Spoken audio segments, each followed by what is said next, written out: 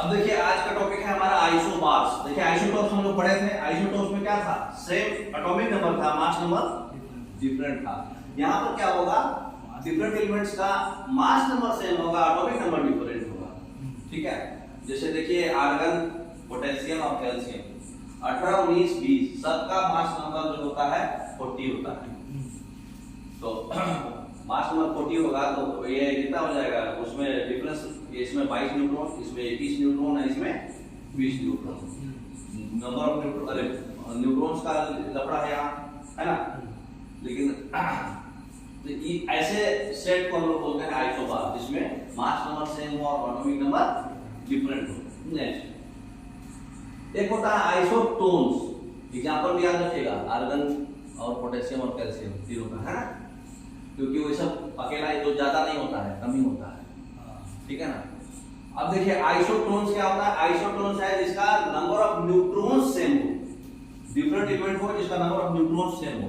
तो number of neutron जिसका same होता है उसको बोलते हैं आइसोटोन्स। ठीक है, तो जैसे ऑक्सीजन है 8, 16, नाइट्रोजन है 7, 15, कार्बन है 6, 14, 14 वाला आइसोटोन। तो ऐसे में प्रोटॉन तो जो होता है नीचे वही है, एटॉमिक नंबर ये नीचे दिखाता है, मास नंबर ऊपर दिखाता है। इसको ए बोलते हैं, इसको जेड बोलते हैं। तो ये आपका प्रोटॉन सेम है, प्रोटॉन 7 है। ये दोनों का जो डिफरेंस होता है इसको बोलते हैं न्यूट्रॉन्स, क्योंकि ए बराबर जेड प्लस एन होता है। तो ये जेड है, ये ए है, तो दोनों का डिफरेंस एन होगा। इसका डिफरेंस 8 आया, इसका डिफरेंस 8 आया, इसका डिफरेंस 8 आया। तो ऑक्सीजन, नाइट्रोजन और कार्बन 14 आइसोटोप्स, ये तीनों आइसोटोन्स हैं। ठीक है ना। नेक्स्ट आइसोटोन्स है क्या होगा, फिजिकल प्रॉपर्टी सेम होगा, केमिकल प्रॉपर्टी सेम होगा, या दोनों होगा, या फिर दोनों में से कोई नहीं होगा।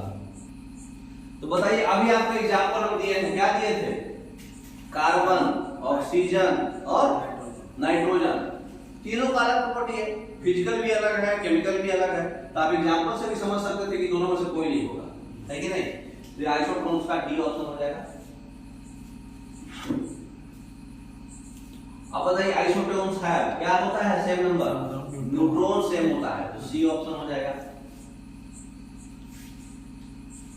तो हमारा जो है आप सारा ये सब पढ़ चुके हैं ऑलरेडी पहले भी, तो आइसोटोन्स समझ में आ गया होगा। एक होता है आइसोडाइफर्स, जो इसमें अभी आपका पीडीएफ नहीं है।